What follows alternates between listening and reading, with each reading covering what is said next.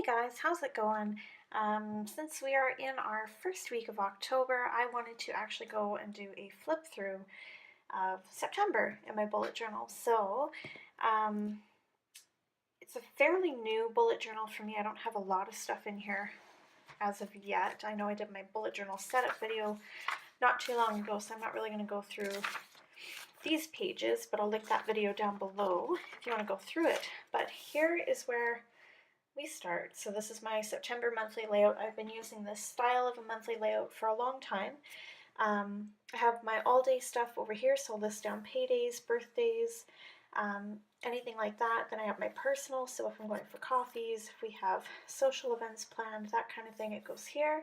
And then we have business stuff on this side, so any kind of conferences and training and stuff like that that we have go on that page. Then I have my health and fitness tracker where I was tracking my steps, my weight, my BMI, calories throughout the day, whether I was over or under my calorie goal, and then if I worked out, how many calories I burned. Then I have my September habit tracker, which I love. I didn't do terribly great this month, but that's okay. So here I was tracking if I woke up at 6 a.m., silence, which for me is like meditation, visualize, reading daily affirmations, did a workout or took a walk. As you can see, that's my biggest struggle right now, is I don't get enough exercise. Journaling, which is a regular habit I'd like to get into. My no spend days, whether or not I did a blog post, whether or not I had a headache, and if I did a YouTube video. I tend to get a lot of headaches, so I like to keep track of that. Next up, we have my time tracker, and I'm a very visual person, so I like to keep track, or I like to keep track of my time this way, I should say. I'm not doing it for the month of October just to see, if I can get by without it, but this kind of just gave me a nice at a glance throughout the month so I could see where I was spending my time. I do work a fairly typical day job of 8 to 4:30 every day, so you can see that in the yellow here.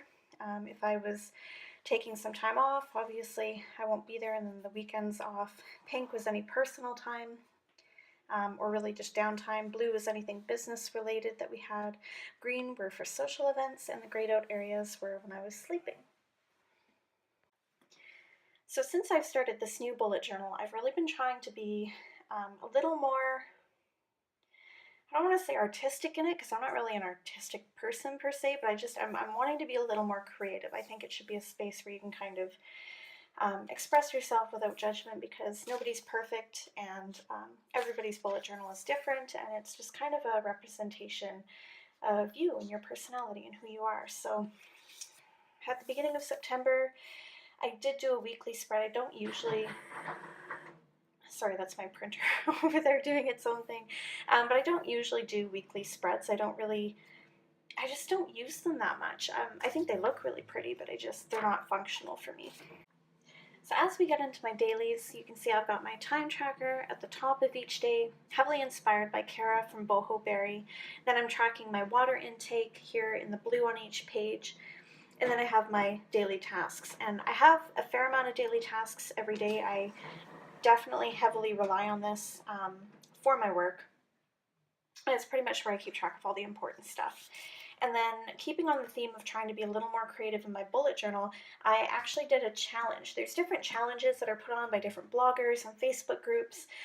This one was the Zen Art Challenge that I saw on, I believe it was called Mindful Creativity for bullet journaling. I can't remember the exact name of the group. I'll put it in the link down below.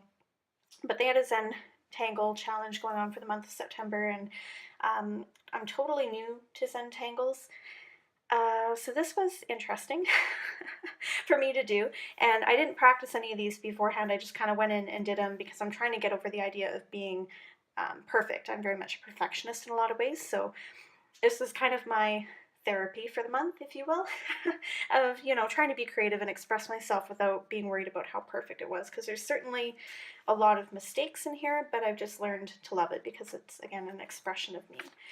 Then I had my September financial review, which is honestly quite depressing right now.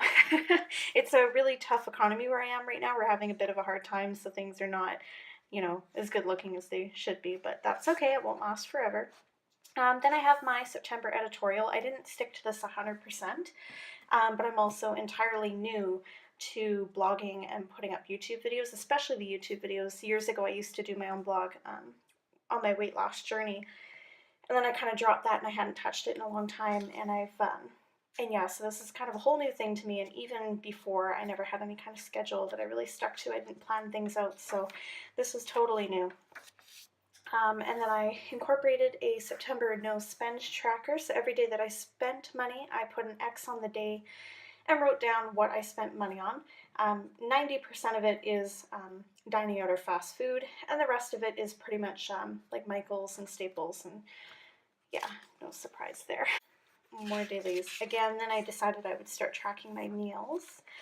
And then we get into October. So there wasn't a ton of stuff going on in the month of September. Again, because I was just kind of trying to figure out what I wanted to do in this new bullet journal. I have several that I've gone through already, and I'm trying to incorporate new things into my bullet journaling. Like these tabs are different, and I'm just using these post-it note tabs here. So yeah, it's been interesting. And then going into October, and I'm not going to do a whole flip through there because that'll be at the end of the month, but I've been trying to, doodle a little more and add color because that's something that I've found I enjoy. I'm keeping a gratitude log this month, which is a first for me. I've never done that before. And then my editorial calendar for October. Sorry guys, I just realized you're not in frame there. My editorial calendar for October, and I'm actually trying to plan out what I want to do for those days. So that is it for September. Hopefully I have a little more for you guys by the end of October, but I hope you enjoyed it. I hope it gave you some inspiration, and we will talk to you next time. Later.